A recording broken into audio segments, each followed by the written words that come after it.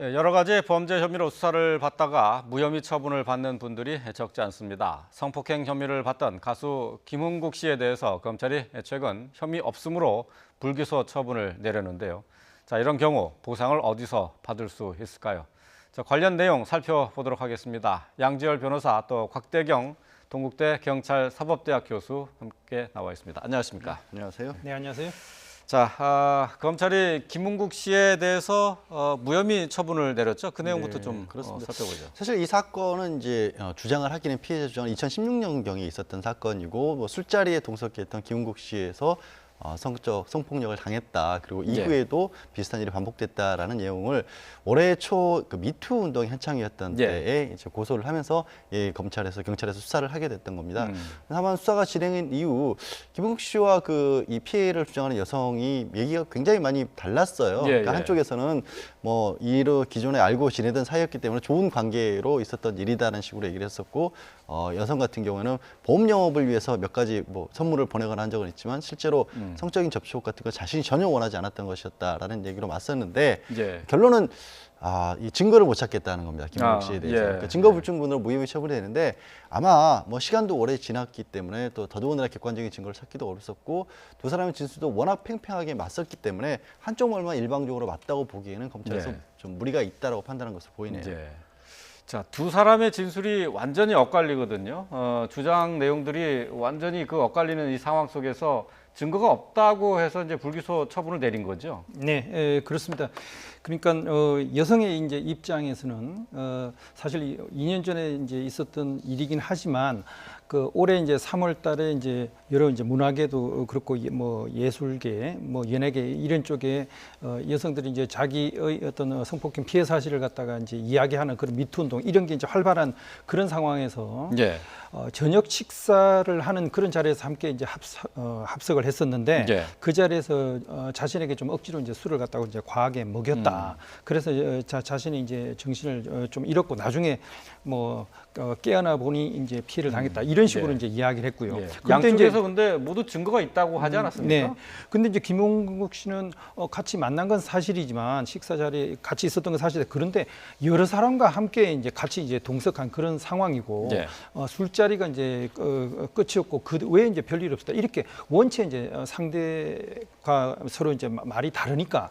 근데 이제 그런 걸 갖다 입증하기 위해서는 실제로 만약에 그 뭐 식사 자리를 마치고 나서 뭐 어떤 뭐 숙소를 갔다 그러면 거기에 들어간 뭐 입증을 할 수 있는 CCTV라든지 그게 이제 강제적으로 이제 뭐 들어간 그런 어떤 영상이 있던 이런 것들이 있어야 되는데 그런 걸 제대로 이제 확보하지 못했기 때문에 양쪽의 입장을 입증할 수 있는 증거가 불충분하다. 그래가지고 이제 무혐의가 된 것 같습니다. 그렇군요. 자, 앞서서 이제 김흥국 씨는 이제 경찰에서 조사를 하고 그게 이제 불기소 의견으로 검찰에 그 사건이 그 송치가 됐을 때 홀가분하다 이렇게 밝혔었는데 검찰에서 이렇게 최종 판단이 나왔기 때문에 이제 마음 놓고 편하게 좀 잠을 잘 수 있을 것 같아요. 네, 이제 더 이상 이 일 가지고 이제 수사를 받을 일은 없어진 거죠. 말씀하신 것처럼 이제 검찰이 수사를 종결할 거에 관한 최종적인 결정권을 가지고 있기 때문에. 그런데 보통은 좀 전에 이제 곽 교수께서 설명을 하셨지만 이 사건이 벌어진 직후라든가 이래서 여성이 피해 사실을 호소하거나 아니면 또 바깥에 어떤 외부적인 증거가 없다고 하더라도 뭐 병원에서 진단 같은 것을 받는다든가 이런 여러 가지 것들이 겹쳐지면서 이게 정황상 성범죄가 있었다 없었다 이걸 판단하는데 말씀드린 것처럼 너무 오래전이지 않습니까? 그리고 미투 때문에 촉발이 됐다라고는 하지만 사실은 김흥국 씨가 유명 연예인이긴 하더라도 무슨 권력을 가지고 있어서 자신의 피해 사실을 그동안 감춰야만 했던 그런 배경이 있었던 것도 아니거든요.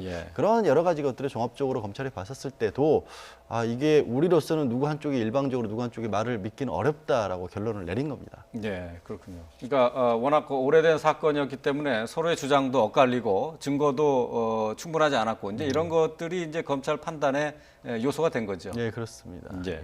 자, 어쨌든 뭐 김흥국 씨는 글쎄요, 지금까지 이 사건이 불거진 이후에 활동을 자제해 왔는데요. 이제 본격적으로 이제 활동을 하게 되는 겁니까? 네, 이제 뭐 활동을 위한 여러 가지 이제 기지개를 켜고 준비를 하긴 할 것 같습니다. 그런데 이제 사실 지난 이제 3월달에 이런 문제가 이제 불거지고 나서 사실 이제 8개월이 지났단 말이에요. 그리고 이제 이 기간 동안에 사실 이제 뭐 연애 활동 같은 걸 상당히 이제 자제를 해왔기 때문에 다시 새롭게 이제 활동을 시작하는데 여러 가지 좀 시간이 좀 필요할 것 같고요. 지금 현재는 이제 1인 방송을 통해 가지고 자기 의견을 갖다 이제 좀 주변 사람들에 알리고 하는 이제 그런 것도 하고, 그리고 이제 새로운 뭐 신곡을 발표할 그런 계획도 가지고 있는 걸로 보도가 되고 있습니다. 예. 일단 뭐 경찰 수사 또 검찰에서 이제 법적인 판단을 받았는데, 그렇다면 김은국 씨 입장에서는 억울할 수밖에 없어요. 이제 이 자신에 대한 그 명예훼손 부분도 있고 활동을 중단하면서 받게 된 경제적인 타격도 있지 않습니까? 이거 어디서 보상을 받을 수 있는 겁니까? 현실적으로는 김은국 씨가 받을 수 있는 방법은 예를 들 수 있는 건데, 일단은 수사를 받는 과정에서 구속이 됐거나 하지는 않지 않습니까? 그래서 국가를 향해서 형사 보상을 청구한다거나 아니면 국가의 잘못이 있기 때문에 이 국가적인 손해배상을 한다거나 이런 걸 청구하기는 어려워 보이고요.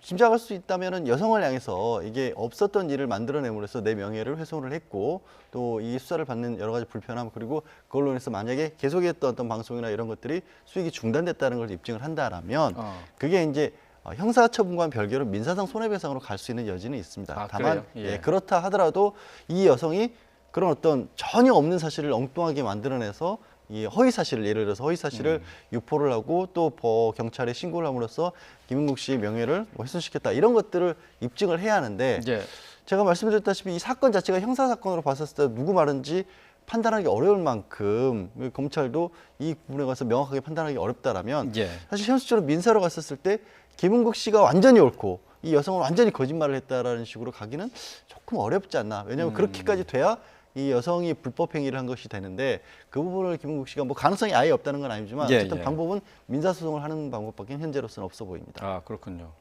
결국 뭐 실제적으로 이제 피해 보상 받을 방법이 뭐 없다는 얘기나 다름이 없을 것 같은데 말이죠.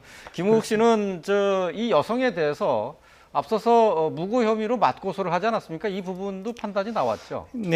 그런데 이제 유감스럽게 그 무고를 처음에는 굉장히 이제 뭐 격앙되고 이제 분노한 그런 상태에서 손해배상 소송, 그리고 이제 명예훼손, 그리고 무고까지도 이제 걸어서 이제 죄를 묻겠다, 이렇게 이제 상당히 이제 강하게 나왔습니다. 그런데 이제 이런 무고 혐의에 대해서도 사실 입증할 수 있는 그런 증거들이 충분하지 못하다, 이런 이제 판단으로 결국 이제 무혐의로 불기소 처분이 되는 그런 식으로 이제 결론을 냈기 때문에 진짜 감정적으로 굉장히 뭐 상해가지고 뭐 민사소송을 한다면 모를까.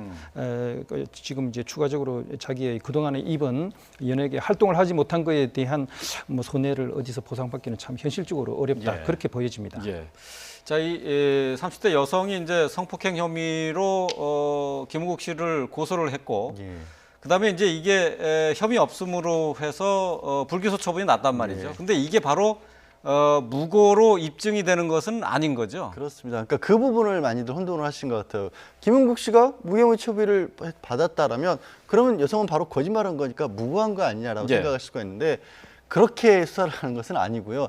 김은국 씨가 받고 있는 성폭행 혐의에 대해서 수사를 한 거고, 이 여성이 무고인지를 별도로 수사를 하는데, 무고가 되려면 완벽하게 없는 사실을 만들어내서 억울한 사람에게 누명을 덮으시다. 그러니까 거짓말을 해서 형사처벌을 받게 하려고 했다라는 것이 또 밝혀져야 되는데 그거를 밝히지도 못했다는 겁니다. 그러니까 사실 이 말씀 들으면서도 참 그럼 들으시는 분들도 아니 그럼 누가 잘못했다는 거야라고 생각할 수 있는데 결론은 쉽게 말해서 검찰 쪽에서는 누가 잘못했는지조차도 법적으로는 어쨌든 밝히기 어려웠다라는 겁니다. 그러니까 결국 경찰 수사나 검찰에서 판단을 했을 때 누구의 잘못이 있는지는 판단을 못한 거라는 얘기라고 봐야 되겠죠. 증거 불충분해서 혐의 없다는 게 그 얘기입니다. 우리로서는 증거를 찾을 수가 없었다. 양쪽 다. 그렇기 때문에 양쪽 다 혐의 없음으로 끝나는 겁니다.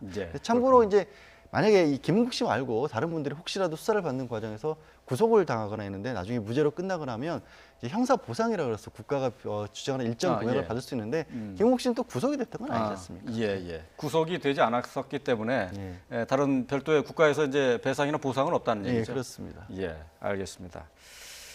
자, 이 김 씨뿐, 김은국 씨뿐만 아니라 이제 성폭행 나가서 여러 가지 범죄 혐의로 수사를 받다가 무혐의 처분을 받는 경우가 적지 않은데, 결국은 이제 실질적으로 보상받을 수 있는 방법이라는 것은 민사소송을 통해서 하는 건데 이게 현실적으로 어려운 거죠. 네, 예, 그렇습니다. 사실 이제 형사 소송을 통해 가지고 상대방의 이제 죄가 입증이 되고 그걸 통해서 내가 이제 그 여러 가지 정신적인 고통도 받고 물질적인 그런 어떤 피해가 막심하다. 예. 그러면 이제 그걸 근거로 해 가지고 이제 민사상의 어떤 보상을 갖다 받을 수 있는 건데 사실 이제 형사적으로 그런 어떤 누가 잘못했는지에 대한 그런 어떤 가부간의 결정이 나지 않는 그런 상태 같으면 이건 민사 소송으로 간다고 하더라도 예. 사실 이제 보상받기가 참 어려운 그런 어떤 상황이 아닌가 그렇게 보여집니다. 예, 그렇습니다.